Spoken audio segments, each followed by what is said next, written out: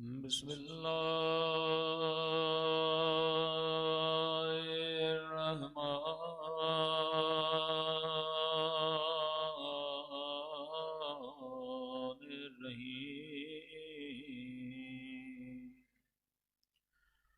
अल्हम्दुलिल्लाहि रब्बिल आलमीन।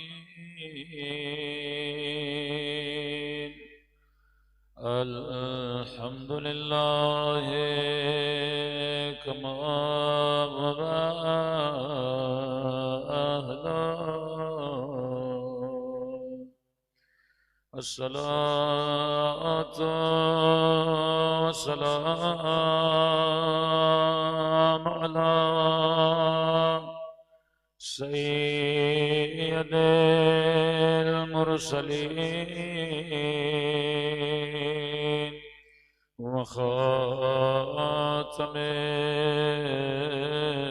नबिय्यीन अबिल क़ासिम मुहम्मद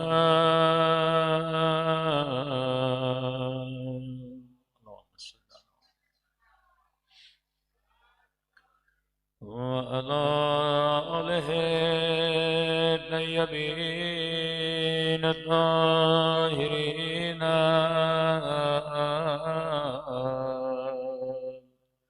मअसूमीन।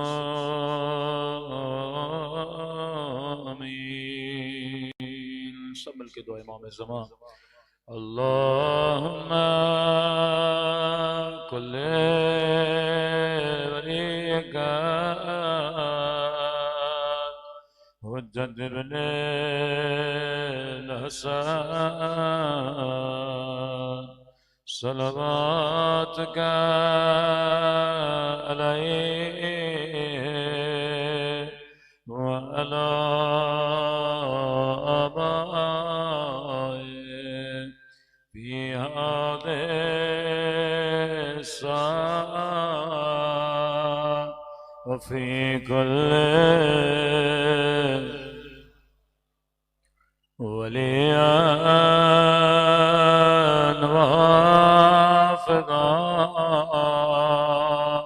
व क़ाइदन व नासिरा व दलीलन हत्ता तुस्किनहु अर्ज़का व तुमत्तअहु फ़ीहा तवीला बिरहमतिका या अरहमर राहिमीन। सल्लल्लाहु अलैहि मोहम्मद व आले मोहम्मद। बिस्मिल्लाहिर्रहमानिर्रहीम। रब इश्रह ली सदरी व यस्सिर ली अमरी वहलुल उक़दतम मिन लिसानी यफ़क़हू क़ौली। अम्मा बअद फ़क़द क़ाल रसूलुल्लाहिल करीम इन्नल हुसैन मिस्बाहुल हुदा व सफ़ीनतुन नजात। सल्लल्लाहु अलैहि मुहम्मद व आले मुहम्मद।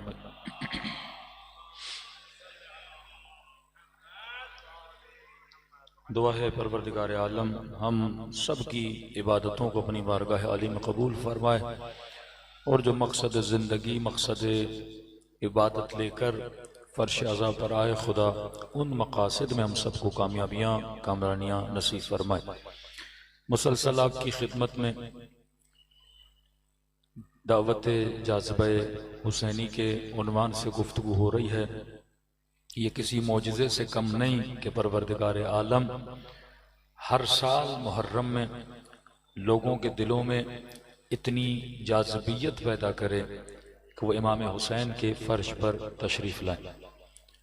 यानी सुबह से मजलिसें शुरू होती हैं, रात के देर वक्त तक ये लोगों का हुजूम जो इमाम हुसैन के दर पे जमा होता है, ये एजाज़ इलाही की निशानी है कि जिस तरह अंबिया दावत देते थे लोग दौड़े दौड़े आते थे, जिस तरह अल्लाह कहता है कि लोग फौज दर फौज इस्लाम के अंदर दाखिल होते थे, वो जाज़िबा रहमत रसूल का जाज़िबा था। ये कौन सा जाज़िबा है किसने सोचा था कि 30 मिलियन लोग सरजमीन करबला पे जमा हो जाएं? दुनिया का कौन सा शहर है इस वक्त, कौन सा मुल्क है जहां पे फर्श अज़ाए अबा अब्दुल्लाह हुसैन न बिछा हो? क्योंकि अल्लाह ने इंसान की हिदायत की जिम्मेदारी ली है और इंसान को हर रोज नमाज में वाजिब करार दिया कि वो दुआ हिदायत करे। कोई दुआ वाजिब नहीं, लेकिन दुआ हिदायत वाजिब है। 15 साल के बाद, 14 साल के बाद, बेटियां 9 साल के बाद, हर इंसान पे अल्लाह ने नमाज को वाजिब किया और उस नमाज में खुदा ने एक सूरत वाजिब की है और वो सूरह हम्द है। और सूरह हम्द में इंसान दुआ मांगता है, इहदिनस सिरातल मुस्तकीम, ऐ खुदा मुझे सीधा रास्ता दिखा, सीधे रास्ते पे हिदायत फरमा। तो हिदायत की दुआ हम मांगते हैं। अब क्योंकि खुदा से हिदायत मांगनी है, हिदायत की जिम्मेदारी किसकी है?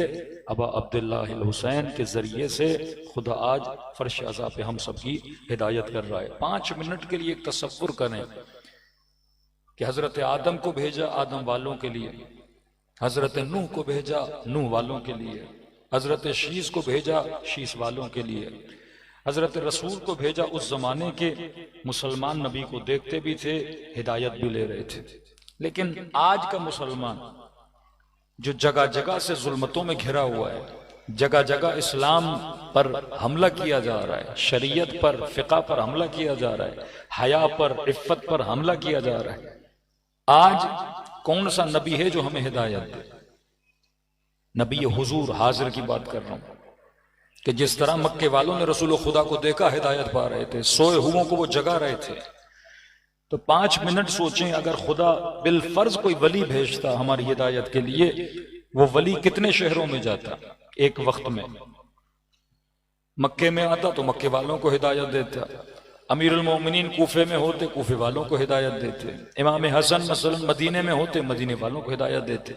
अगर खुदा 1 लाख नबी भी भेज दे एक वक्त में, तो 1 लाख नबी 1 लाख मकानों पे लोगों की हिदायत कर सकते हैं। लेकिन खुदा ने ऐसा हिदायत का बंदोबस्त किया जो लाखों नबियों की हिदायतों पर भी भारी है, और वो बंदोबस्त फर्श अज़ाए हुसैन इब्न अली का बंदोबस्त है।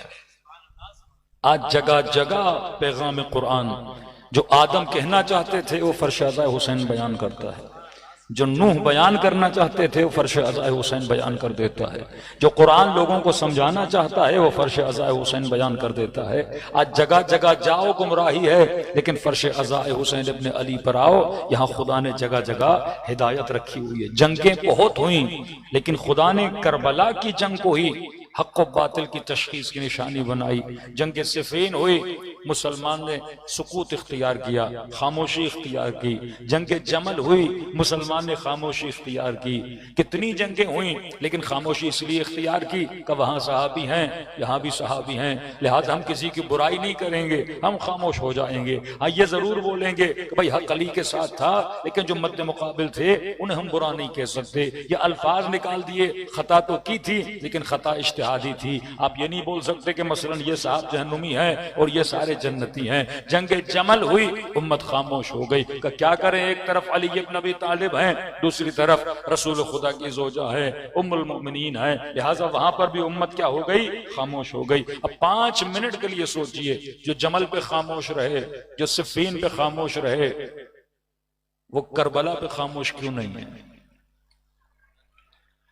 आज करबला में शिया हो सुन्नी हो, सब कहते हैं हक किसके साथ था? हुसैन के साथ था। आज सब कहते हैं कि यजीदी कौन है, जहन्नुम की तरफ जाएंगे। आज अपनी सियासी तकरीरों में बयान करते हैं कि जनाब हम किसके साथ हैं? अबा अब्दुल्लाह हुसैन के साथ हैं। करबला में ऐसा क्या था? अब फलसफे अबा अब्दुल्लाह हुसैन आपको समझ में आएगा कि मौला हुसैन जब मदीने से करबला की तरफ जाने लगे तो अब्दुल्ला इब्न उमर ने कहा कि अबा अब्दुल्ला, करबला बच्चों को क्यों लेकर जा रहे हैं? अब्दुल्ला इब्न जुबैर ने कहा कि आप बच्चों को लेकर क्यों जा रहे हैं? और शायद आपके जहन में भी सवाल पैदा हो कि इमाम हुसैन जंग ही लड़नी थी तो अबा अब्दुल्ला अकेले चले जाते हैं। 6 महीने का अली असगर लेकर क्यों जा रहे हैं? 4 साल की सकीना लेकर क्यों जा रहे हैं? अपनी बहन बीबी ज़ैनब को लेकर क्यों जा रहे हैं? इंसान जब जंग पे जाता है तो सिर्फ मर जाते हैं, ये पूरा कुंबा, पूरा कबीला, पूरा खानदान बच्चों के साथ करबला क्यों जा रहे हैं? क्योंकि करबला ने बातिल के चेहरे से निकाब को उतारना था।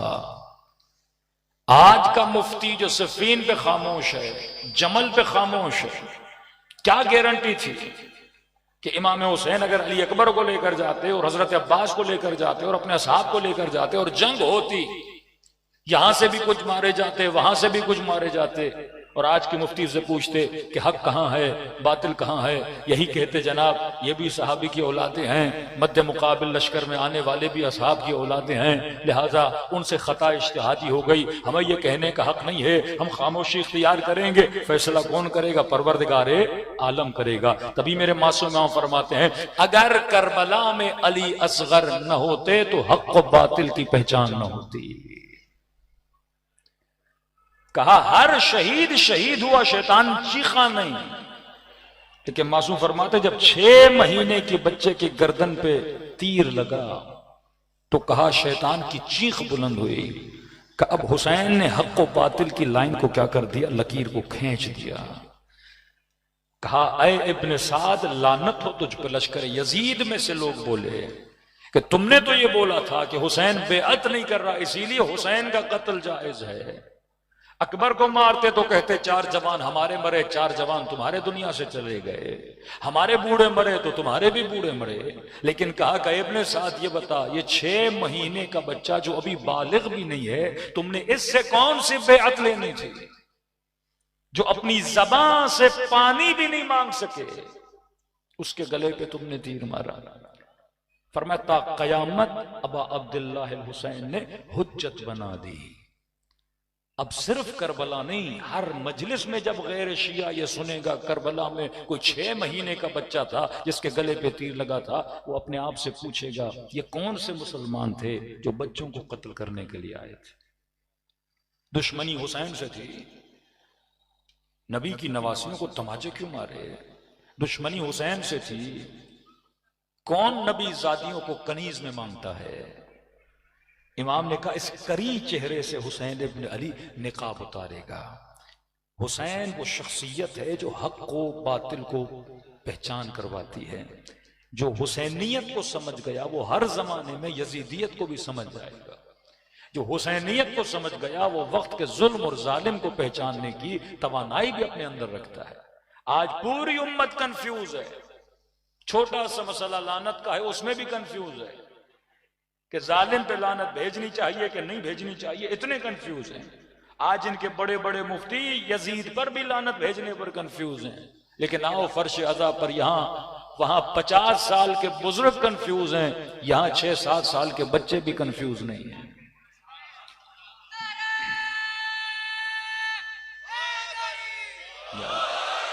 ये पिछले साल मैंने जिक्र किया था, फैसलाबाद के 2-3 गले फाड़ मुफ्ती हैं, उनसे बाकायदा पूछा गया कि यजीद पे लानत भेज सकते हैं कि नहीं, तो गोया गलों में हड्डी अटक गई। कहे ये लानत भेजना शियों का काम है, हमें नहीं पता, कयामत में देखा जाएगा क्या होता है क्या नहीं होता। लेकिन हाँ, हम मजम्मत करते हैं, यजीद ने बुरा किया है, जुर्रत नहीं हो रही। हाफिज कुरान बन चुके हैं, हाफिज हदीस बन चुके हैं, लेकिन वो जुर्रत नहीं कि जालिम को जालिम कहें, मजलूम को मजलूम कहें। लेकिन मैं कहा पूरी दुनिया का चक्कर लगा दो, जहां जो इमाम बाड़ा मिले वहां चले जाओ, सिर्फ फर्श अज़ा से एक बच्चे को उठा के पूछो कि यजीद पे लानत भेजनी चाहिए नहीं। मैंने कहा तू पूछेगा, वो 3-4 लानतें भेज के बता भी देगा तुझे।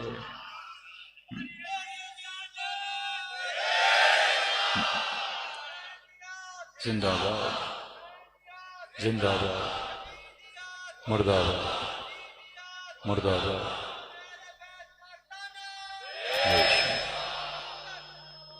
अल्लाहुम्मा सल्ली अला मुहम्मद। सबसे बड़ा एहसान इमाम हुसैन का कि मौला हुसैन ने आपको कंफ्यूजन से निकाल दिया। आज एक अरब के करीब मुसलमान कंफ्यूज हैं कि जालिम कौन है, मजलूम कौन है, कातिल कौन है, मकतूल कौन है, जन्नती कौन है, जहन्नुमी कौन है। कंफ्यूज का कातिल का जन्नती, का मकतूल का जन्नती, मारने वाला जन्नत में, मरने वाला जन्नत में। लेकिन शिया कौम को हुसैन ने कंफ्यूजन से निकाल दिया, बता दिया जो भी जालिम हो, जिस जमाने में भी जालिम हो और जुल्म करे, शिया उससे मोहब्बत नहीं करता, शिया उस पर बरमला लानत भेजता है। देखो, यजीद पे लानत भेजना आज के जमाने में बड़ा आसान है, बहुत आसान काम है, लेकिन वक्त के यजीद पे लानत भेजना मुश्किल है। हाँ।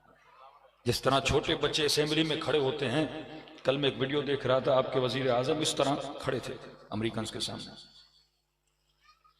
बचपन से जहन साजी होती है ना, फर्श अज़ा जहन बनाता है, आपको समझाता है। मैंने कहा ना, यहां आओगे इमाम हुसैन हुरमला की नफरत आपके दिल में डाल देंगे, इब्न साद की नफरत आपके बच्चों के दिलों में डाल देंगे, यजीद की नफरत आपके बच्चों के दिलों में चली जाएगी। अब जब यजीद की नफरत गई तो साथ साथ जुल्म की नफरत गई, हुरमला की नफरत गई, तो इसका मतलब आपने कहा जो छोटे बच्चों पे जुल्म करता है वो काबिल मोहब्बत नहीं है। एआई का जमाना है, सर्च करें, कुफ्र वही कुफ्र है, जुल्म वही जुल्म है, जो कल हो रहा था वो आज भी हो रहा है, टेक्निक्स भी वही हैं। सना पर, यमन पर उसके हमसाये ने सबसे पहला जो अटैक किया था वो छोटे बच्चों की खुश्क दूध बनाने की फैक्ट्री पे किया था। अमेरिका ने इराक में जो अटैक किया था सबसे पहले, वो छोटे बच्चों की खुश्क दूध बनाने वाली फैक्ट्री थी। अल जजीरा पे एक इंटरव्यू है, कल ही हुआ है, हेड टू हेड, एक बहुत अच्छा एंकर है, उसमें यही सवालात उनसे हुए कि भाई आप छोटे बच्चों की फैक्ट्रियों पे क्यों अटैक करते हैं। ईरान पे जो पहला अटैक हुआ, रहबर मुअज्जम की शहादत के साथ साथ वो मीनाब के स्कूल में 170 बच्चों पे हुआ। गजा में जो अटैक हुआ सबसे पहले वो छोटे बच्चों पे हुआ। कुफर की नेचर को पहचाने, कुफर सबसे पहले जब मारता है तो किसको मारता है? छोटे छोटे बच्चों को मारता है। अगर मद्दे मुकाबिल दुश्मन को अगर उसके हौसलों को तोड़ना है तो पहले इनके बच्चों को मारो, क्योंकि बच्चे को अगर दूध नहीं मिलेगा रोएगा, रोएगा तो मां बर्दाश्त नहीं कर पाएगी। ये घर में बैठे मर्द को परेशान करेगी कि भाई क्यों फला से दुश्मनी कर रहे हो, हमारे बच्चों को दूध नहीं मिल रहा। लेकिन वहां बच्चे मारे, सब कुछ किया, शिया कौम झुकी नहीं, क्योंकि करबला में कोई अली असगर मौजूद था। आपको दर्श दिया गया, देखो रुबाब का हौसला पस्त नहीं हुआ, बीबी उम्मे लैला का हौसला पस्त नहीं हुआ, बीबी उम्मे फरवा का हौसला पस्त नहीं हुआ। करबला आपको एक रोल मॉडल देकर जाती है। यहां तक कि अहले सुन्नत के बड़े आलिम डॉक्टर इसरार भी ये कहने पर मजबूर होते हैं कि दुनिया की हर कौम को शिकस्त हो सकती है, लेकिन जिस कौम के पास हुसैन जैसा रोल मॉडल है उसे अमेरिका शिकस्त दे। हुसैन वो हौसला है जो कौमों को क्या बनाता है? बहादुर। तो तारीख के यजीद पे लानत भेजना आज के दौर में बड़ा आसान है। अभी मेरी मीडिया टीम की फोन आई कि मौलाना आपकी IRC की जितनी मजालिस वो टिकटॉक और यूट्यूब से उन्होंने डिलीट कर दिए कि आपने कुछ क्रिमिनल ऑर्गेनाइजेशंस का जिक्र किया। ये AI का जमाना है, वो आपको सुनते नहीं है, ऑटोमेटिकली डेटा निकलता है कि आप किसका नाम ले रहे हैं, किसका नाम नहीं ले रहे, किसका जिक्र कर रहे हैं, किसका जिक्र नहीं कर रहे, वो फौरन आपका डेटा, ये निजाम कुफर है, वो आपको सुनने भी नहीं देगा। प्लेटफॉर्म उनका है ना, यूट्यूब उसका प्लेटफॉर्म है, आप मजलिस सुन रहे हो, फेसबुक उसका प्लेटफॉर्म है, टिकटॉक उसका प्लेटफॉर्म है, इंस्टाग्राम उसका प्लेटफॉर्म है। रहबर मुअज्जम जो जवानों को कहते थे भाई तुम उसके मैदान में उसके साथ कैसे लड़ोगे, इतना आगे बढ़ो कि अपना मैदान बनाओ। अगर मैं जहाज बनाऊं लेकिन पार्ट्स उससे लूं, कल वो पार्ट नहीं देगा, मैं जहाज कैसे बनाऊंगा? मैंने फ्यूल की फैक्ट्री लगानी है, सारी टेक्नोलॉजी उसकी होगी, मैं अपने मुल्क को तरक्की याफ्ता कैसे करूंगा? दुश्मनी इसीलिए थी क्योंकि ये सब कुछ अपना बनाते थे। हर टेक्नोलॉजी, हर शय में, आज व्हाट्सएप हम यूज करते हैं, पूरा डेटा उनके पास है। चाइना कितना तेज है, वीचैट बना दिया, हर चीज उन्होंने अपनी बनाई। उन्होंने AI बनाया, चाइना ने अपना AI बनाया। तो आज यजीद का नाम लो तो यूट्यूब पे आपकी तकरीर बंद नहीं होगी, इमाम हुसैन का नाम भी लो तो आपकी तकरीर बंद नहीं होगी, लेकिन वक्त के यजीद का नाम लो आपको ब्लॉक कर देंगे। इतना आसान है समझना कि दुश्मन को किससे खतरा है। आज हमारे पास खतीबों को समझ नहीं आती, 10 दिन मजलिस पढ़ते हैं पर मौत आती है रहबर मौज़ूम का नाम लेने में, अशरे के अशरे गुजर जाते हैं। जिस शख्स ने इतना कौम को शऊर दिया अपनी शहादत से, लेकिन नहीं, गोया मौत आती है, मौत। मसलहतों का जमाना खत्म हो गया। इतनी बड़ी शहादतों के बाद कम अज कम अपनी कौमों को शऊर तो दो कि आज अमेरिका, इसराइल, जो बच्चों का कातिल, जो जवानों का कातिल, जिसने सैकड़ों खवातीन के साथ ज्यादतियां की, इस दुश्मन को किस चीज से खतरा है? लाख यजीद पे लानतें भेजो, उनको खतरा नहीं है। लेकिन आप वक्त के यजीद का नाम लोगे, खतरा है। करबला के 72 शहीदों का नाम लो, आपको ब्लॉक नहीं किया जाएगा। लेकिन एक कासिम सुलेमानी का नाम लो, जगह जगह से ब्लॉक कर दिया जाएगा। सैयद अली खामनी का नाम लो, जगह जगह आपको ब्लॉक कर दिया जाएगा। वो कहते हैं हाँ, सुन्नती रहो, वो ओल्ड माइंडेड रहो, वो पुरानी सुन्नतों पे बाकी रहो। सिर्फ अपने बच्चों को कहानियां सुनाओ, किस्से सुनाओ, कंपैरेटिव डिस्कशन नहीं करो कि करबला से मैंने सीखना क्या है। पूरा कुरान इसी पर है। खुदा जब कौम लूत का जिक्र करता है, मुसलमानों की तंबीह करता है। खुदा जब कौम यहूद का जिक्र करता है, तो मुसलमानों की तंबीह करता है। कुरान आया मुसलमानों के लिए। खुदाया तो किसकी भैंस का जिक्र कर रहा है? सबसे बड़ा सूरह बकरा। किसके बारे में? बनी इसराइल में। आले इमरान बनी इसराइल के बारे में। इतने किस्से, कभी यूनुस का किस्सा, कभी हूद का किस्सा, कभी इब्राहिम का, कभी इस्माइल का, कभी यूसुफ का। क्यों खुदा मुझे सुना रहा है?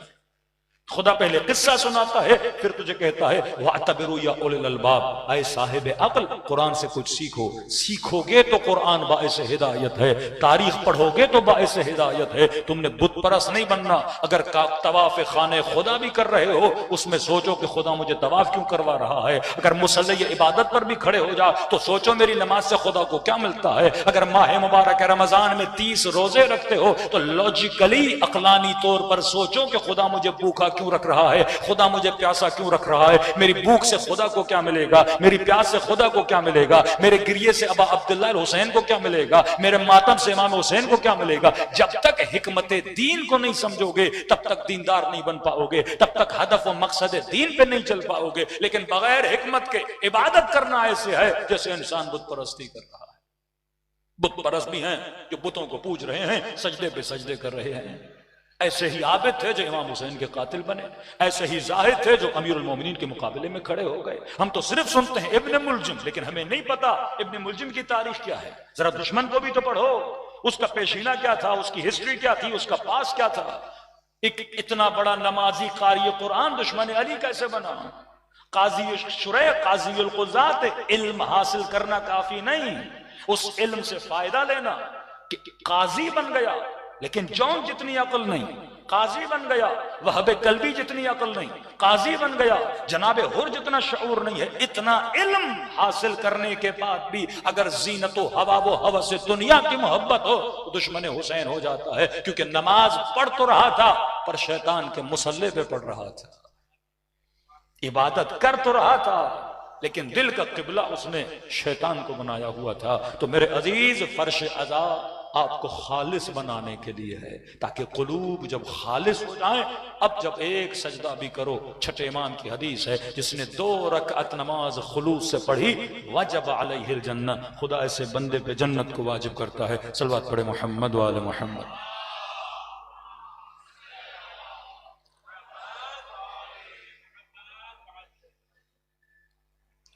तो इमाम हुसैन के अंदर परवरदिगार आलम ने एक जाज़िबा रखा। अब अगर जाज़िबा अबा अब्दुल्लाह हुसैन में है, तो कुछ जाज़िबे शैतान भी बनाता है। शैतान के मैदान को समझो। शैतान का जाज़िबा जीनत दुनिया है,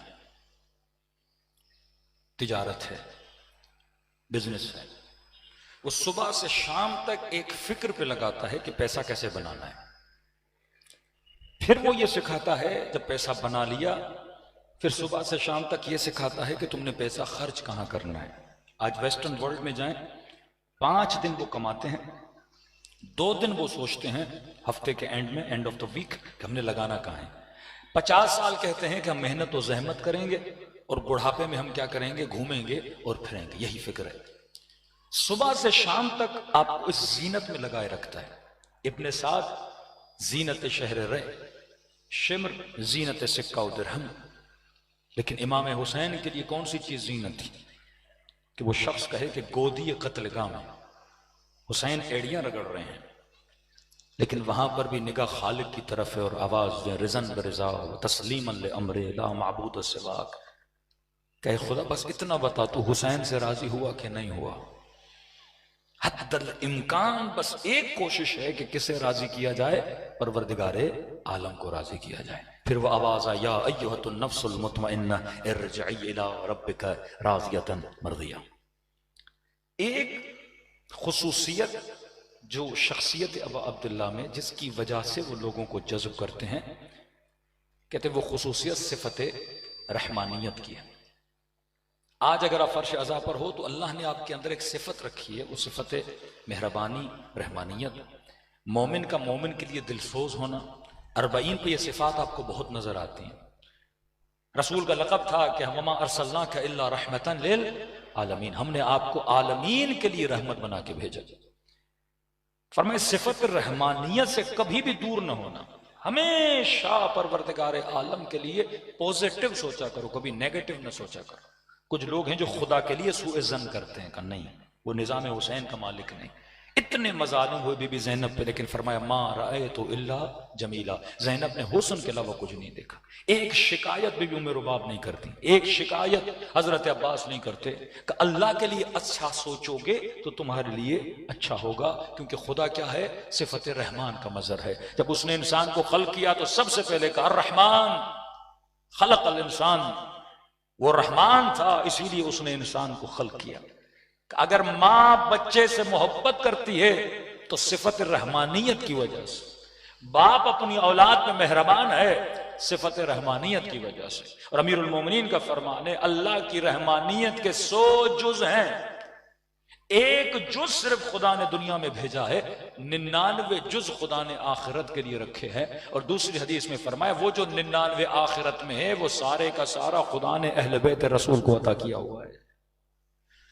अगर खुदा की रहमानियत के 99% को देखना है तो अहले बैत अलैहिस्सलातु वस्सलाम को देखो, इनकी सखा को देखो, इनकी मोहब्बत को देखो। फरमाया हजरत आदम ने जब तर्क औला किया जमीन पर आए, लेकिन पहले किस्सा सुन लें ताकि रहमानियत का आपको एहसास हो।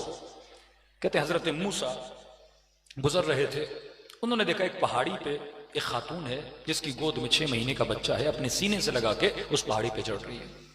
अतः मूसा कहते हैं वो खुद को गोया मौत के मुंह में भी डाल रही है, लेकिन बच्चे को नहीं छोड़ रही, चिपकाया हुआ है बच्चे को अपने सीने पे। हजरत मूसा ने कहा परवरदिगारा ये माँ जो बच्चे से इतनी मोहब्बत कर रही है ये किस वजह से है?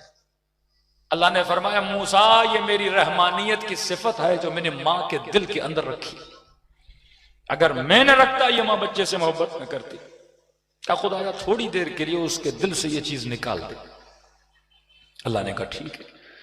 अरे मूसा कहते हैं जैसे खुदा ने कहा मैं निकाल रहा हूं तो मैंने देखा उसी माँ ने अपने बच्चे को उसी पहाड़ी पे रखा और खुद आगे बढ़ गई। 6 महीने का बच्चा जैसे जमीन पे पड़ा, अपने पांव हिलाने लगा, हाथ हिलाने लगा, जार और कतार रोने लगा, लेकिन माँ को जर्रा बराबर भी परवाह नहीं थी, वो आगे बढ़े जा रही थी। हजरत मूसा से बर्दाश्त नहीं हुआ, का परवरदिगारा माँ के दिल में वापस रहमानियत की सिफत को डाल दे।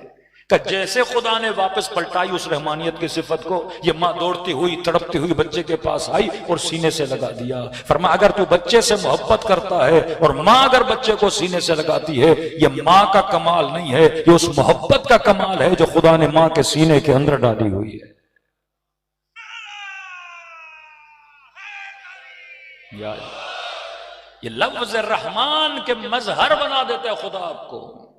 ये पूरी कायनात, आप पानी पीते हो, पानी आपको फायदा देता है, ये सिफत नाफिअ परवरदिगार आलम का असर है कि कोई चीज आपको फायदा दे रही है। कहा कि एक पत्ता दरख्त से गिर नहीं सकता अगर परवरदिगार आलम ने चाहे। हजरत आदम तरके औला करके जमीन पर आए, परवरदिगार आलम को अर्ज की खुदाया मैं तो नबी हूं, इस बदबख्त ने मुझसे तरके औला करवा दिया, मेरे बच्चे क्या करेंगे, मेरी नस्लें क्या करेंगी, इस शैतान से कैसे बचेंगी? कि खुदा तूने खुद कहा कि हर इंसान जब पैदा होता है उसके पीछे 2 शैतान होते हैं, भला इन शैतानों से कैसे बचेंगे? ये हाल रहा तो मेरी पूरी नस्ल कहीं जहन्नुमी न बन जाए। परवरदिगारा तू रहमान है, तू रहीम है, तू मेरे बच्चों पे मेहरबान बन, तू कोई हदिया दे, तू कोई अता दे। अल्लाह की आवाज है जिब्राइल आदम को कह दो कि मैं चंद चीजें ऐसे अता कर रहा हूं और उसके कहने पे अता कर रहा हूं। परवरदिगारा कौन सी चीज? अल्लाह की आवाज आई अगर तुम्हारी नस्ल में से तुम्हारा कोई बच्चा नेकी का इरादा भी करेगा, मैं उसके नाम अमल में नेकी को लिखूंगा। अभी नेकी की नहीं, आपने इरादा किया हुसैन की मजलिस में जाना है, जा नहीं पाए, अल्लाह उस इरादे को भी क्या शुमार करता है? नेकी करता है। हजरत आदम ने कहा खुदा और दे, परवरदिगार आलम ने कहा अगर कोई नस्ल में से नेकी करेगा, मैं एक नेकी के बदले में 10 नेकियां लिखवाऊंगा। का परवरदिगारा और दे। खुदा ने कहा अगर तुम्हारी नस्ल में से कोई बंदा गुनाह करेगा, पहले ये नहीं था, अब गुनाह की तो सजा मिलनी है, लेकिन खुदा ने कहा अगर गुनाह करेगा और गुनाह की तौबा करेगा तो गोया उसने कभी गुनाह किया ही नहीं था। मेरे छठे मां फरमाते कि और अल्लाह ने इजाफा किया, कहा कि आदम अगर तुम्हारी नस्ल में से कोई गुनाह करेगा, मैं मलाइकों को हुक्म दूंगा 7 घंटे तक उसकी बुराई को लिखा न जाए। और उलमा फरमाते ये नमाजों के बीच में जो खुदा ने फासला रखा शायद इसलिए रखा है कि सुबह को गुनाह किया, दोपहर को मुसल्ली इबादत पर आए, तौबा करे, खुदा उसके गुनाह को क्या कर दे? मिटा दे। इन्नल हसनात युज़हिब्न सय्यात, जो हसनात हैं इंसान के गुनाहों को मिटा देते हैं। कहा और खुदा से मांगा, परवरदिगार आलम ने कहा ऐ आदम अगर तुम्हारी नस्ल में से कोई गुनाह करता है और गुनाह करने के बाद अपने गुनाह को अया नहीं करता, हया खाता है, गुनाह को छुपाता है, गुनाह के इस्तितार करता है, किसी को बताता नहीं है, अल्लाह कहता इसने तौबा की नहीं है, लेकिन क्योंकि ये हया कर रहा है, अपना गुनाह लोगों को बताता नहीं है, मैं उस हया की खातिर इसके गुनाह को माफ कर दूंगा।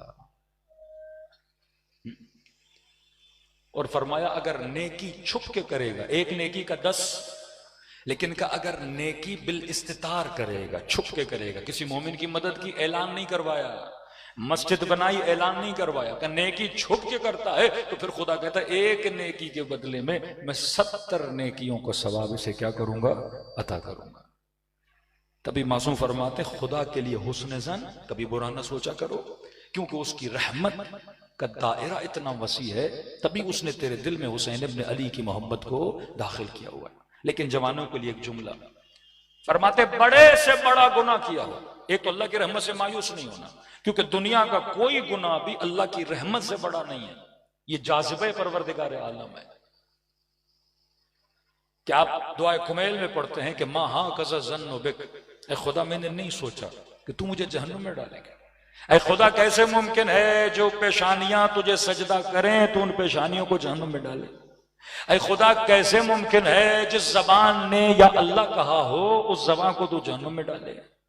अगर मज़ाहिर एक जुमला और बढ़ाते फरमाते हैं खुदा कैसे मुमकिन है जिन होठों ने हुसैन की जरी का बोसा लिया हो तो उन होठों को जहन्नुम में डाले। ऐ खुदा कैसे मुमकिन है जो हाथ हुसैन के लिए सीने पे लगे हों तो उस बदन को जहन्नुम में डाले। कि जितना खुदा के लिए हुस्न ज़न करोगे खुदा उतना तुझे क्या करेगा?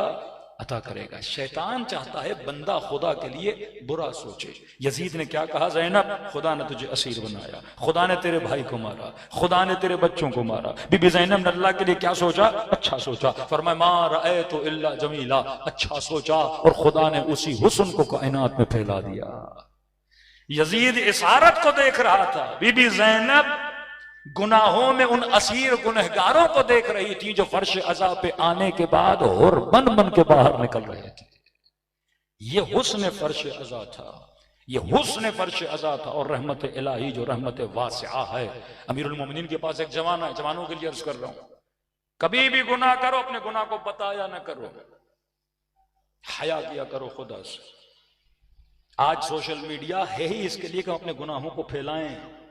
निजाम शैतान जीनतों को दिखाओ, निजाम शैतान छोटा सा घर लिया दिखाओ, छोटा सा मोबाइल दिया दिखाओ।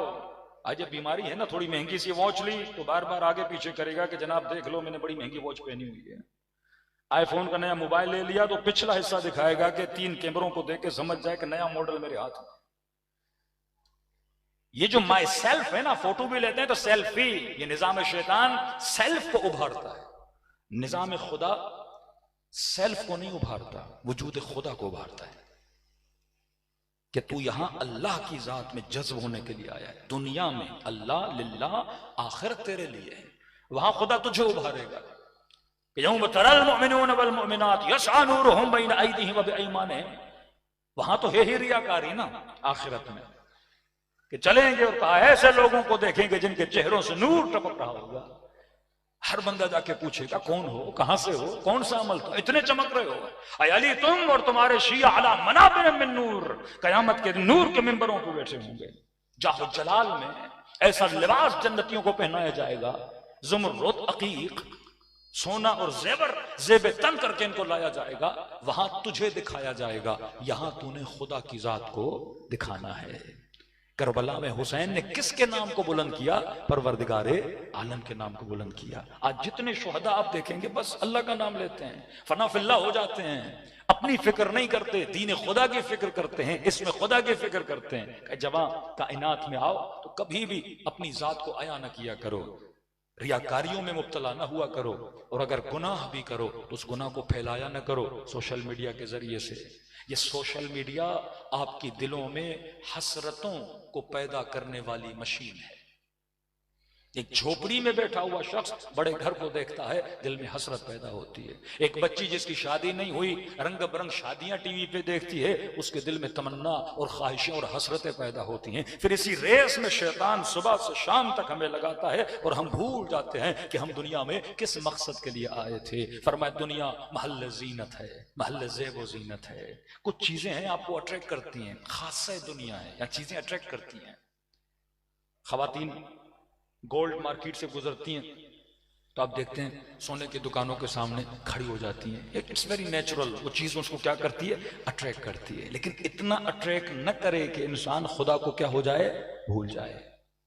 मोहब्बत करो औलाद से, अल्लाह से ज्यादा नहीं। मोहब्बत करो माल से, अल्लाह से ज्यादा नहीं। मोहब्बत करो अपने घर से, अल्लाह से ज्यादा नहीं। ये चीजें दुनिया में चली जाएंगी। मौला फरमाते बड़े से बड़े घरों में रहने वाले आखिर में नसीब क्या होती है? 1.5 मीटर जमीन नसीब होती है। 300 जोड़े घर में पड़े हुए हैं, आखिर में थोड़ा सा कफन है जो आपको नसीब होगा, और आखिर में 40-50 साल के बाद ये बदन भी मिट्टी बन जाएगा। लेकिन बाकी क्या है? तुम्हारा अमल है जो बाकी रहता है। अगर तुमने अल्लाह की इताअत करके और हुसैन के पैगाम को समझ के अंजाम दिया हो। अब ताहिर कोई खातून, किसी ने मुख्तलिफ मसाइल, लोग होते हैं ना मौलाना आजकल रिश्ते नहीं हो रहे, बच्चियों के बड़े मसाइल हैं, फिर हम उल्टी सीधी चक्करों में पड़ जाते हैं। मौलाना नजर लग गई होगी, मौलाना किसी ने जादू कर दिया होगा, मौलाना वो कर दिया होगा। इस पे मैं कल आऊंगा, इस बहस पे जो जाज़िब हुसैनी का एक हिस्सा भी है और अमीरुल मोमिनीन से भी कई अहादीस इसके बारे में है। ये हजरत सुलेमान का जमाना नहीं है जनाब कि आपके ऊपर जादू हो, न कोई यहां पे जिन घूम रहे हैं कि आपके ऊपर कोई जादू करे। आज मुश्किलात इसीलिए हैं क्योंकि तर्ज जिंदगी तर्ज शैतानी बन चुका है।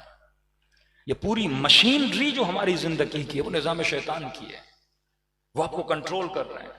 आज एक खातून रंग और रोगन चेहरे पे लगा के और मेकअप करके जब बाहर निकलती है तो 4 जवानों को अट्रैक्ट करती है, इसके रिश्ते भी ज्यादा आते हैं। आज बाकायदा बेटियों को माएँ बोलती हैं कि फला शादी में जाओ, मिक्स गैदरिंग है, 4 लोग देखेंगे, आपको पसंद करेंगे तो हमारे पास क्या आएंगे? बेटी के रिश्ते आएंगे। दूसरी तरफ मुतदय्यन फैमिली जो बच्ची बाहर नहीं निकलती या इतना सिंगार करके नहीं निकलती, अब जवान का माइंड वही बन चुका ना, पसंद करेगा शादी करेगा, किसी को देखेगा बस शादी करेगा। वो सिस्टम तो खत्म हो गया कि माएँ जाएं रिश्ते मांगने जाएं। पूरा निजाम क्योंकि निजाम शैतान बन चुका है, निजाम कुफ्र बन चुका है, जीनतों का निजाम बन चुका है। अब यहां मुतदय्यनीन परेशान हो जाते हैं, नेक बच्चियां परेशान हो जाती हैं। तो ये परेशानियां किस चीज की वजह से है? उस निजाम की वजह से है जिस निजाम में अभी हम जिंदगी गुजार रहे हैं। वो निजाम हमें तकलीफ दे रहा है। अगर पूरा निजाम इलाही बन जाए कि फरमाया जब इमाम जमाना का ज़हूर होगा, कोई बंदा फकीर को इतना सोना देगा कि फकीर उठा नहीं पाएगा, कहेगा ले जा, मुझे जरूरत नहीं है, मेरे पास मेरे खाने के लिए पैसा इतना है, काफी है मेरे लिए। ये इमाम जमाना का जमाना, सोने जवाहर लोग गलियों में फेंक देंगे, हुब्बे दुनिया लोगों के दिलों से निकलते वो सब इस यकीन रासिख पे पहुंच जाएंगे 60-70 साल के बाद हमने तो चले जाना है। कितनी नस्लों के लिए मैं पैसा जमा कर रहा हूं, 10-10 घर मैंने बना दिए। कल कुरान की आयत पढ़ी, अल्लज़ी जमा मालहू वअद्दद, अल्लाह कहता है मैं जहन्नुम की ईंधन बना दूंगा जिसने हदफ दुनिया बना दिया कि माल बराए माल, माल बराए माल, 1 घर 2 घर 3 घर 4 घर 6 घर। इस्लाम कहता है घर बनाओ, मना नहीं करता, अच्छे से अच्छा बनाओ, अच्छे से अच्छी सवारी, लेकिन इस्तेमाल करो। अगर तेरे इस्तेमाल का नहीं, तुमने बनाया क्यों है? साल में 1 बार घर में रहने जाते हो, इससे अच्छा नहीं था 3 जवानों को घर दो ताकि ये शादी करें, 3 जवानों को आधे किराए पे दे दो ताकि 3 जवान जिना से बच जाएं, 3 जवान गुनाह से बच जाएं। वो फिक्र ही नहीं है कि मैं दुनिया में आया क्यों। करबला कुर्बानी का नाम है। इमाम हुसैन खुद को फदा कर रहे हैं अपने नाना की उम्मत के लिए। अब ये उम्मत जितनी नेकियां करेंगी ये अजर किसकी तरफ जा रहा है? अबा अब्दुल्लाह हुसैन की तरफ जा रहा है। जवान आया अमीरुल मोमिनीन की खिदमत में का अली मैंने फहशा किया है, अली मैंने जिना की है। मौला ने कहा तू होश में तो है? कहा जी जी। ख्वाब तो नहीं देखा? कहा नहीं नहीं। कहा फिर से सोच क्या कह रहे हो? कहा अली मैंने जिना की है। इमाम के कल आ जाना। तवज्जो नहीं दी इमाम ने। जब ये गया तो इमाम ने फरमाया परवरदिगारा तो गवाह रहना। इसने गवाही दे दी। 4 मरतबा कोई इकरार करे तो हद शरई है। 3 दिन के बाद फिर आया कि अमीरुल मोमिनीन मुझे पाक करें, हद जारी करें, मैंने ये गुनाह अंजाम दिया है। इमाम ने ऐसे बर्ताव किया जैसे इमाम इसे जानते ही नहीं है, पहली मरतबा मिल रहे हैं। फिर वही सवाल का तू होश में तो है? कहां? तू ख्वाब में तो नहीं है? कहा नहीं। तू किसी और की बात तो नहीं कर रहा? कहा नहीं, अपनी बात कर रहा हूं, मुझे पाक करें। फिर गया अमीरुल मोमिनीन ने कहा परवरदिगारा तू गवाह रहना, मैंने बड़ी कोशिश की है इकरार न करे लेकिन इसने इकरार कर दिया। 3री बार आया कहा खुदा तू गवाह रहना। 4थी बार आया अमीरुल मोमिनीन जलाल में जब इसने इकरार किया, इमाम ने फरमाया इस इकरार से अच्छा था तू अपने दरमियान और अल्लाह के दरमियान अपने मामले को हल कर लेता। अल्लाह को बंदे की तौबा पसंद है। 4थे इमाम फरमाते हैं खुदा को मलाइकों की तस्बीह से ज्यादा अपने बंदों की तौबा की आवाज प्यारी है। जब कोई बंदा उसकी दरबार में जाता है, माफी मांगता है, खुदा उसके गुनाहों को क्या करता है? माफ करता है। सल्लल्लाहु अलैहि मोहम्मद वाले मोहम्मद।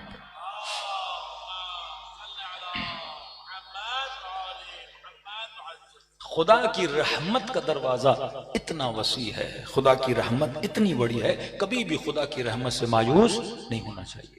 दूसरा, खुदा से उतना मांगो जितनी उसकी वुसअत है। नादिर शाह हिंदुस्तान को फतह करने के लिए निकले। रास्ते में एक 10-12 साल के बच्चे को देखा जिसने बगल में कुरान पकड़ा हुआ था और जा रहा था। नादिर शाह रुका, बच्चे से पूछा कहां जा रहे हो? तो बच्चे ने कहा कुरान पढ़ने जा रहा। क्या पढ़ोगे आज?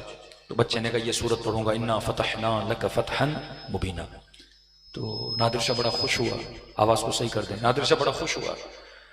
उसने कहा कि आपने आयत सुनाई है तो इसका मतलब मैं हिंदुस्तान जा रहा हूं, मुझे अल्लाह फतह अता करेगा। बच्चे को कहा जरा मेरे करीब आ। बच्चा करीब आया। नादिर शाह ने अपनी जेब से सोने का सिक्का निकाला, बच्चे को दिया। बच्चे ने कहा सिक्का वापस लें, मुझे नहीं चाहिए। नादिर शाह ने कहा मैं सोने का सिक्का दे रहा हूं, बच्चे ले जा। कहा नहीं, घर जाऊंगा तो मेरी अम्मा मुझे मारेगी। कहा क्यों मारेगी? कहा पूछेगी तुमने ये पैसे कहां से लाए? कुरान पढ़ने गया था, सोने का सिक्का लेकर आया छोटा बच्चा। तो कहा कह देना मुझे नादिर शाह ने दिया था। तो कहा नहीं मेरी मां मानेगी नहीं। कहा क्यों नहीं मानेगी? कहा जाहिर है मैं आपका नाम लूंगा तो बोलेगी कि झूठ बोल रहे हो, इतना बड़ा बादशाह तुझे एक सिक्का देता। नादिर शाह अगर देता तो कम से कम पूरे थैला तुझे देता सिक्कों का। तो यकीनन कहीं से चोरी करके आया है। नादिर शाह को बात बड़ी अच्छी लगी। इसने घोड़े से उतरा, बच्चे को अपनी झोली फैला और सारे सिक्के उसने बच्चे की झोली में डाल दिए। यही मासूम समझाना चाहते हैं खुदा से उतना मांग जितनी खुदा की वुसअत है। अल्लाह से कम पे राजी न हुआ कर। हाँ, माल दुनिया पे कनाअत है, लेकिन जब आखिरत खुदा से मांगो, सवाब खुदा से मांगो, हरम हुसैन में जाओ, रात के अंधेरी रातों में मुसल्ले पे बैठो, उतना मांग जितनी क्या है उसकी वुसअत है और वो अता करता है। कभी भी खुदा के लिए बुरा न सोचा करो। मुसीबतें आए मासूम फरमाते सब्र किया करो, नेमतें आए फरमा शुक्र किया करो। यही मजलिस हुसैन है, घर जाओ 2 रकअत नमाज है शुक्राना बता करो। कहते चंगेज खान जब ईरान पहुंचा नेशापुर में, इसने बड़ा कत्ल गारत किया। बे इंतहा रहजन शख्स था, खून की नदियां बहा दी इसने नेशापुर में। नेशापुर से हमदान गया, ईरान का एक शहर है, हमदान के शहर के मैदान में इसने सारे हमदानियों को जमा किया, लोगों को जमा किया। लोग कांप रहे थे, जालिम है, गर्दनें काट देगा, मार देगा। चंगेज खान ने कहा कि मेरे एक सवाल का जवाब दो, अगर सही दोगे तो तुम लोगों को छोड़ दूंगा। का पूछिए।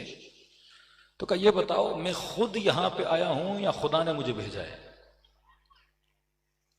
अब सारे लोग परेशान, अगर कहते हैं खुद आए हो का फिर भी मार देगा, अगर कहते हैं खुदा ने भेजा है फिर भी मार देगा। तो वहां से एक चरवाहा गुजर रहा था, उसने सुना, उसने कहा चंगेज खान मैं जवाब देता हूं। कहा जी दो। कहा न तू खुद आया है न तुझे खुदा ने भेजा है। कहा फिर क्यों आया हूं? कहा हमारे अमल ने तुझे भेजा है, क्योंकि हमारे ऊपर ऐसे ऐसे हुक्मरान आए, नेक आए, कुछ आए, हमने किसी की कदर नहीं की। खुदा ने तुझे हमारे ऊपर भेजा है, इसमें तेरा कसूर नहीं। किसका कसूर है? मेरे अमल का कसूर है। मासूम फरमाते जिंदगी में अगर कोई मुसीबत आए तो रहमत खुदा पे एतराज न किया करो, अपने अमाल को चेक किया करो। कहीं तुम्हारी वजह से तो कुछ नहीं हुआ। इमाम हादी का जमाना, मौला का साहबी जब गली से गुजर रहा था, हाथ दरवाजे में आया, जख्मी हो गया। गली से गुजर रहा था, आगे कोई घोड़े सवार आया, उसका पांव लगा, कांधा जख्मी हो गया। लोगों की भीड़ में फंसा, लोगों ने खिंचाव तनाव किया, इसके कपड़े फट गए। इमाम हादी के पास आया, कहने लगा मौला आज का दिन बड़ा नहस था। इमाम ने फरमाया कहता खुद को हमारा शिया है और अकीदे ऐसे रखता है कि दिन नहस था। इमाम फरमाया दिन को दोष क्यों देता है? एक निगाह अपने अमाल पे कर कि ये मुसीबतें जो खुदा भेजता है कसूर किसका है? तेरा अपना कसूर है। जंग नेहरवान, अमीरुल मोमिनीन जंग पे जा रहे हैं। एक शख्स जो सितारा शिनास था, अमीरुल मोमिनीन को कहा आज जंग पे नहीं जाइए, आज दिन बड़ा नहस है। ये कराची में कितनी जंतरियां बिकती हैं लोगों को बेवकूफ बनाने के लिए कि आज शादी करें नहीं करें, आज ये करें न करें, मौलाना दिन नहस है, दिन सही है। भाई कोई दिन नहस वहस नहीं होता। अब विलादत और शहादत का ख्याल करो, दैट्स इट। अमीरुल मोमिनीन को कहा कि अली आज जंग मत लड़िए, नहस दिन आप हार जाएंगे। अमीरुल मोमिनीन ने कहा कि अल्हम्दुलिल्लाह खुदा ने मुझे कुरान दिया है, मेरा अकीदा तेरे वाला नहीं कुरान वाला अकीदा है। और कुरान कहता मैं यतवक्कल अलल्लाह फहुव हस्बुह, अल्लाह पे तवक्कुल किया करो, तेरा हिसाब और किताब किसके हाथ में है? अल्लाह के हाथ में। मौलाना का ये तो बता, मेरे लिए दिन नहस है, मैं हार जाऊंगा, और उनके लिए दिन हसन है, वो जीत जाएंगे। एक ही दिन मेरे लिए नहस और उनके लिए क्या है? हसन है। उन्होंने कौन सी ऐसी खूबी अंजाम दी है? अपने लश्कर को कहा कि आगे बढ़ो और कहो बिस्मिल्लाहिर्रहमानिर्रहीम, अल्लाह की रहमानियत को याद करो। फरमाया कोई दिन नहस नहीं होता, ये इंसान का अमल है जो दिन को नहस भी बना देता है, और ये इंसान का अमल है जो दिन को अच्छा भी बनाता है। तभी फरमाया जिस दिन मोमिन गुनाह न करे वो मोमिन के लिए ईद का दिन है। सलवात पढ़े मोहम्मद वाले मोहम्मद।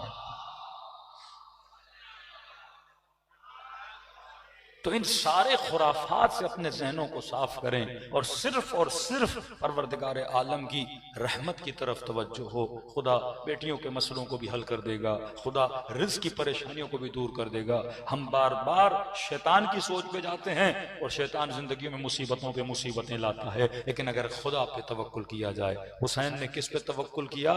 परवरदिगार आलम पे। किसने सोचा था उस करबला को खुदा आज मोमिनों के लिए जन्नत बना देगा? यजीद को वल्लाह अगर पता होता कि इमाम हुसैन की शहादत के नतीजे में बनु उमय्या पे दिन रात लानतें भेजी जाएंगी, कभी ये काम न करता। ये खुदा का कमाल है। एक नक्शा शैतान बनाता है, एक नक्शा खुदा बनाता है। अमेरिका ने जब अटैक किया होगा कितने बड़े बड़े नक्शे बनाए होंगे। इसराइल ने जब हमला किया होगा कितने बड़े बड़े ये जो मैप निकलते हैं कि सारी अरब कंट्रीज को ले लें, ये उनके नक्शे हैं।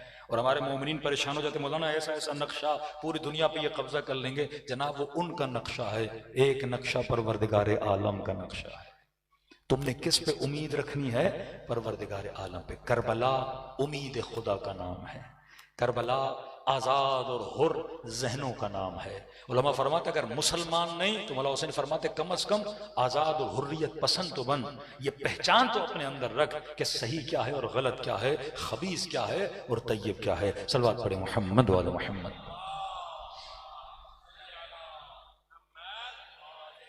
अगर वजूद पाक हो, इंसान साफ हो और खुलूस से दिल से इमाम हुसैन को सलाम भी करे तो यकीनन अबा अब्दुल्लाह हुसैन जवाब देते। शेख अब्बास क़ुम्मी कितने बड़े आलिम दीन हैं, कितनी खिदमतें अंजाम दी, लेकिन कभी नहीं चाहा कि मेरा नाम आए। इनके वालिद गिरामी जब मस्जिद में जाते थे तो वहाँ के उलमा कहते थे इतना बड़ा आलिम पैदा हुआ है शेख अब्बास क़ुम्मी जिसने ऐसी मफातिह जनान लिखी। कहते मेरे वालिद घर आते थे, मुझे डांटते थे कि बेटा तू भी तो मौलवी बन रहा है, तू भी तो कोई ऐसी किताब लिख जैसी शेख अब्बास लिखता है। कहते मैं वालिद को नहीं बताता जिसकी तारीफ हो रही है वो वही शेख अब्बास क़ुम्मी हूँ, कि कभी नहीं बताया, क्योंकि मैंने जो कुछ किया परवरदिगारे आलम के लिए किया। जिंदगी खुदा के लिए गुजारो, फिर देखो खुदा इज्जतें भी देता है, वक़ार भी देता है, नूरानियत भी अता करता है। दिलों को करबला की तरफ रवाना करें। हुसैन तो हुसैन है, स्याह गुलाम जॉन, आज दुनिया उसे याद करती है, वहाब कल्बी दुनिया उसे याद करती है। इश्क कितना था, कुछ रिवायात में 90+ है जनाब जॉन। जनाब सईद और जनाब जॉन के लिए मिलता है बहुत एजड है। आया अबा अब्दुल्लाह के पास, इमाम हुसैन के पास, मौला मैं अपनी जान को आप पे कुर्बान करना चाहता हूं। जॉन गुलाम हसन है, इमाम हसन गुलाम रसूल है। बाद में मिलता है जनाब अबू ज़र का गुलाम था, उन्होंने बख्श दिया था। मतलब बचपन से अहले बैत के बच्चे जॉन को देख देख के जवान हुए हैं। जॉन वो है, बच्चा बच्चा मोहब्बत करता है जनाब जॉन से। इमाम हुसैन के पास इतना बूढ़ा, कमर झुकी हुई, हाथों में राशा, बूढ़ा आदमी। इमाम हुसैन ने फरमाया जॉन हमने जिहाद तुमसे उठा लिया और तेरी जिंदगी में बगैर जिहाद तुझे जन्नत अता की। आपका बुढ़ापा है, आप मदीने जाइए, या खिदमत करना चाहते हैं तो ज़ैनुल आबिदीन की खिदमत करें। कहते रोता हुआ इमाम ज़ैनुल आबिदीन के खेमे में आया। इमाम ने महसूस किया कि कोई है जो मेरे कदमों पे सर रख के रो रहा है। आंखें खोली, चाचा जॉन आप रो क्यों रहे? आका हुसैन ने मुझे कहा जाओ, जिहाद नहीं, माफ किया, जन्नत दी, खिदमत करनी है तो ज़ैनुल आबिदीन की जाके खिदमत करो। तो कहा इससे बढ़ के क्या चाहिए, आपकी उम्र इतनी है, आप आखिरी जिंदगी आराम से गुजारे, आपका क्या जंग हो जिहाद से, इतनी जहमतों में खुद को न डालें। आंखों में आंसू भर आए। कहा मौला वो दोस्त कैसा जो खुशियों में साथ रहे पर मुसीबतों में छोड़ के चला जाए। कहा मेरी सिफारिश तो करें। फिर इमाम ने समझाया जॉन बैठ जाओ। एक जुमला कहा कि मौला कहीं ऐसे तो नहीं मेरा रंग काला है, मुझे इस काबिल भी नहीं समझा जा रहा। यह सुनना था। इमाम ने सिफारिश की।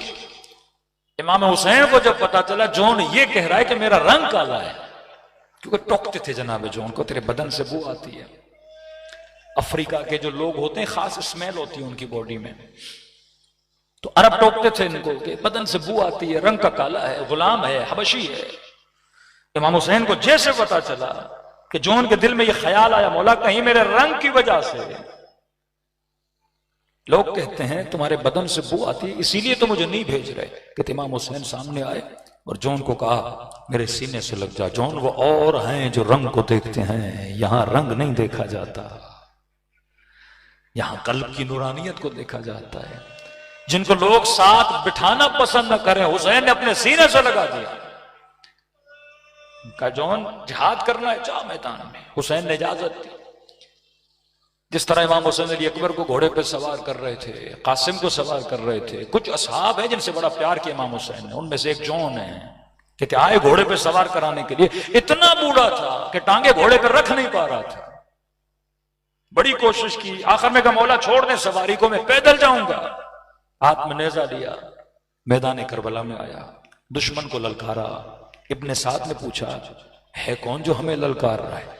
का गुलाम हुसैन जॉन है। का अमीर बूढ़ा है, एक वार की मार है, किसको भेजें इसको मारने के लिए?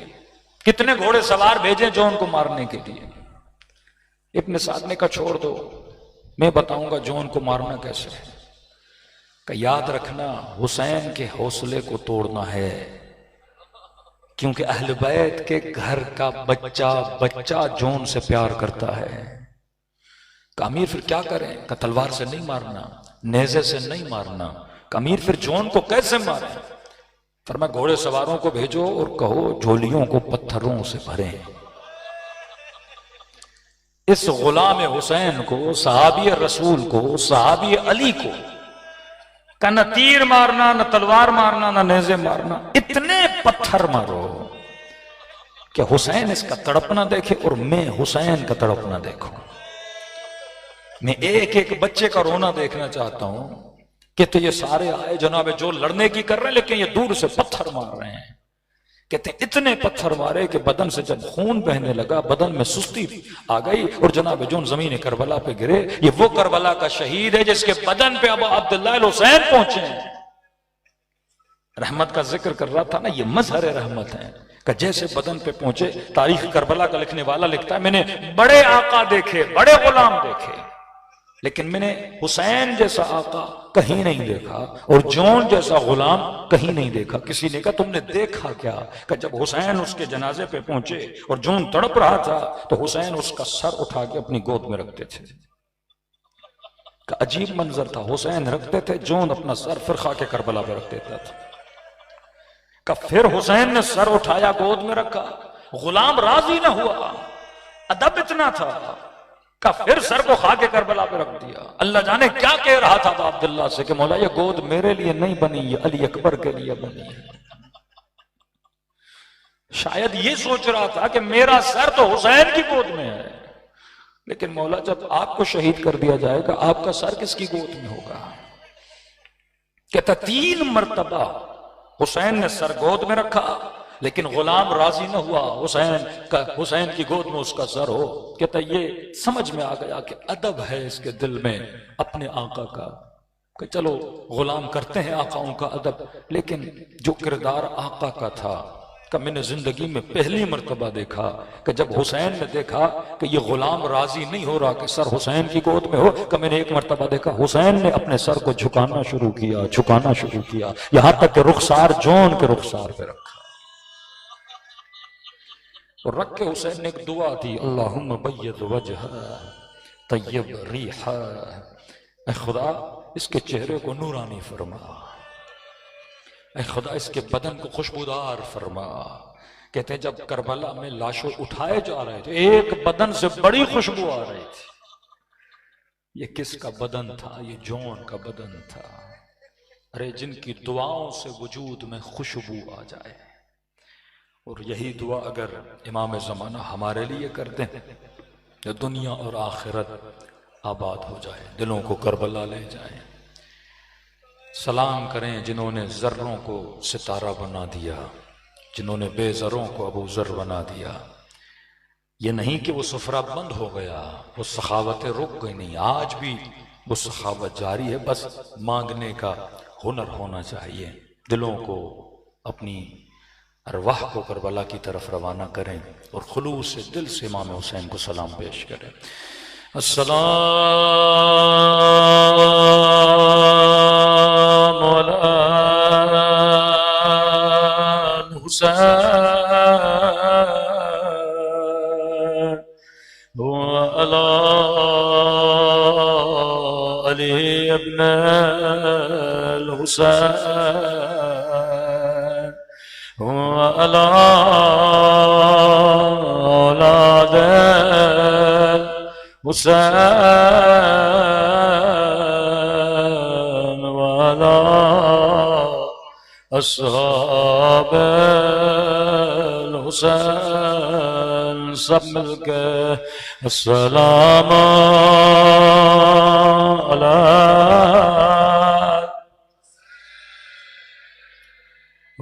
अला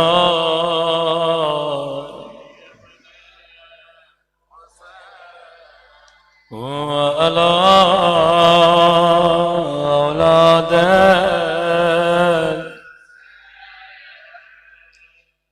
अला अस्हाब मजमा बहुत है, हुसैन की सदा बुलंद हो। अस्सलाम अला हुसैन वाला।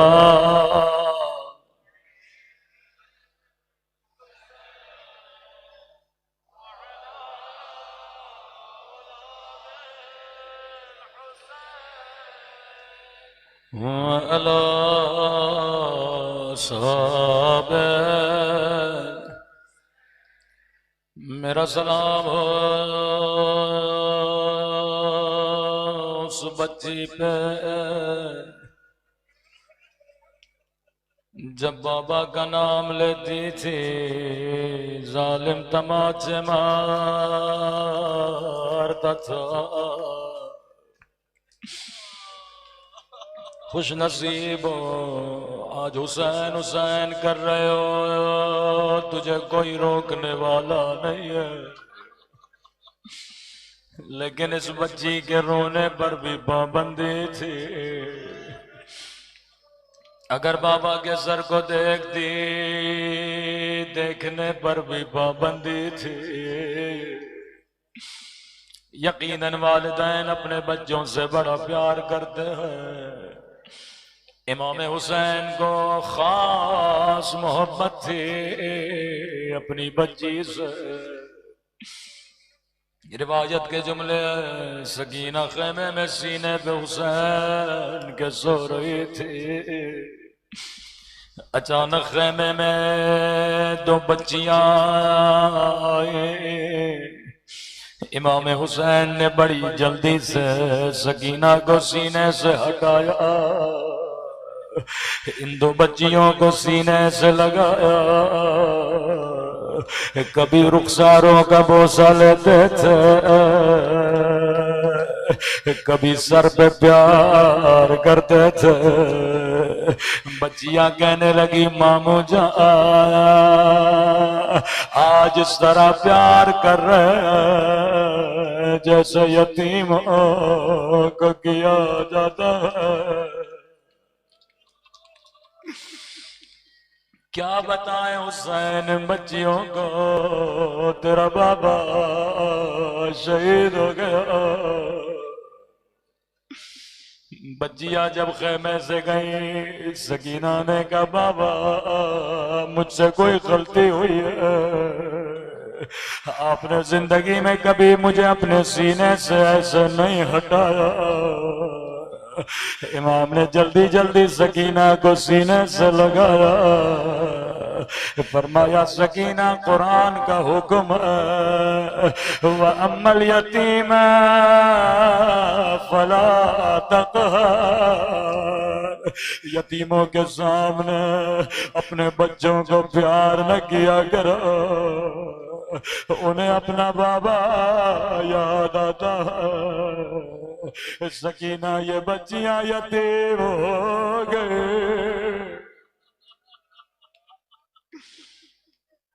4 साल बच्ची ने एक छोटा सा दर्स सीखा कि जब कोई यतीम होता है उसके चेहरे के बोसे लिए जाते हैं, उसके सर पे शफकत के हाथ फेरे जाते हैं। ये मजमा सकीना तेरी मजलूमियत पे कुर्बान। हाय हुसैन की बच्ची की किस्मत, ये सोच लिया जब कोई यतीम होता है उसे प्यार किया जाता है। रावी कहता है जब शाम गरीब आए, एक मर्तबा आवाज गूंजी कद कुतल हुसैन, हुसैन मारे गए। बच्ची ने समझा कोई मुझे सीने से लगाएगा, कोई मेरे रुखसारों को प्यार करेगा। लेकिन एक मर्तबा शिमर आगे बढ़ा, इतने जोर से तमाचे मारे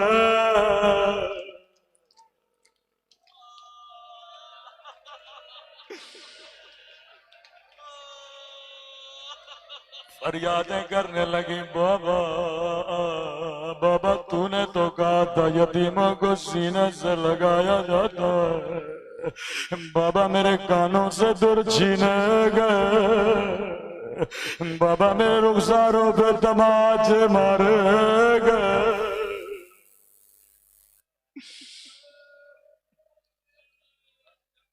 अल्लाह बड़े यतीम गुजरे करबला में,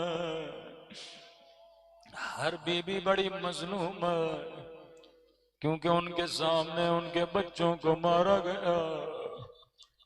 रुबाब भी मजलूम है, लेकिन अली असगर गोद में था। बीबी उम्मे लैला भी मजलूम है, लेकिन अली अकबर सामने था। बीबी उम्मे फरवा मजलूम है, लेकिन कासिम सामने था। बीबी जैनब मजलूम है, लेकिन ओनो मोहम्मद सामने है। लेकिन अजीजों इसी करबला में एक बीबी है जिसे न शोहर की खबर है न बच्चों की इत्तला है। जब भी इमाम हुसैन से मिलती थी कहती थी मौला मेरा शोहर तुझ पे कुर्बान, मौला मेरे बच्चे तुझ पे फिदा। सुनेंगे ये बीबी कौन है? ये मुस्लिम की बेवा जिसे न शोहर की खबर है न दो नन्हे बच्चों की इत्तला है।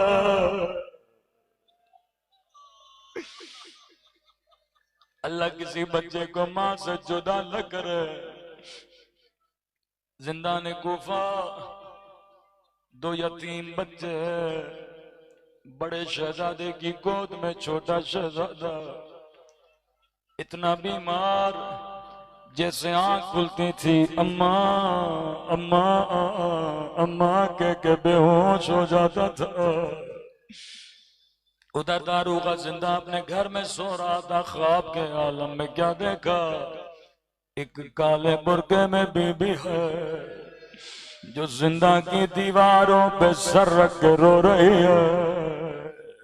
कह रही है दारूगा तेरे बच्चे भूखे नहीं है, तेरे बच्चे प्यासे नहीं है। दारूगा मुझे इतना बता, नबी की बेटी ने तेरा क्या बिगाड़ा? मेरे बच्चे भूखे भी हैं, मेरे बच्चे प्यासे भी हैं। दारूगा नींद से उठा, नंगे पांव दौड़ा दौड़ा जिंदा गया। क्या देखा? बड़े शहजादे की गोद में छोटा शहजादा बेहोश पड़ा है। फौरन कदमों पे गिरा, जहरा के बेटो मुझे माफ कर देना, मुझसे कोई गलती हुई हो, मुझे नहीं पता था कौन हो। कहने लगा शहजादे कहीं तेरा छोटा भाई मर तो नहीं गया? नहीं दारूगा बेहोश है, जब जब होश में आता है अम्मा को याद करके बेहोश हो जाता है। कि शहजादो जो कहो मैं तेरे करने के लिए तैयार हूँ। शहजादे ने कहा दारूगा मेरा भाई कहीं मर न जाए, अगर जहमत ना हो अपनी बीवी को जिंदा लाओ, थोड़ी देर के लिए मेरे भाई को सीने से लगा लो। अम्मा की बड़ी याद आई है।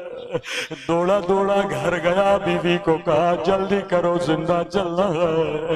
ये साहबी की बेटी थी, कहती है दारोगा मैं शरीफ औरत हूँ, मुझे जिंदा न ले चल। अपना सर पीट के कहने लगा कायनात की शरीफ ज़ादे जिंदा की दीवारों पर सर रख के रो रही है। वो ज़हरा के बच्चे उजड़ गए।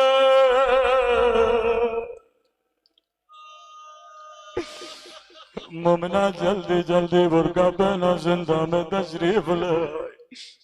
अजीज और नफ्सियाती मसला था, रात का वक्त अंधेरा था। मोमिना ने शहजादे को उठाया, सीने से लगाया। शहजादे ने समझा मदीना आ गया, अम्मा की बाहों में मौजूद हो। एक मर्तबा दोनों बाएं शहजादे ने मोमिना के गले में डाले, रोके कहने लगा अम्मा हम यतीम हो गए, अम्मा बाबा मारे गए, अम्मा बाबा के पाँवों में रस्सियां बांध के कूफे की गलियों में फहराया गया।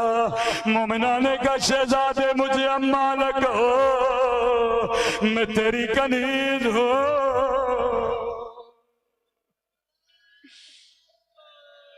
अल्लाह